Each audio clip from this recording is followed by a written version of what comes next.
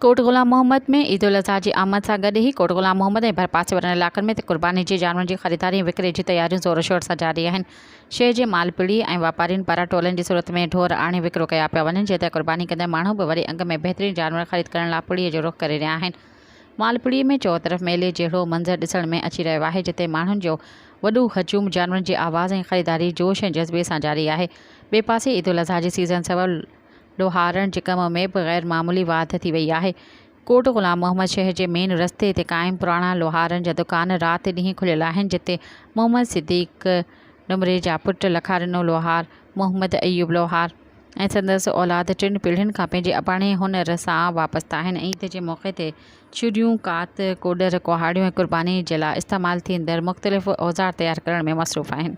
Subscribe कयो अवामी news HD खे ऐं ताज़ा तरीन ख़बरुनि लाइ ॾिसंदा रहो अवामी न्यूज़ HD।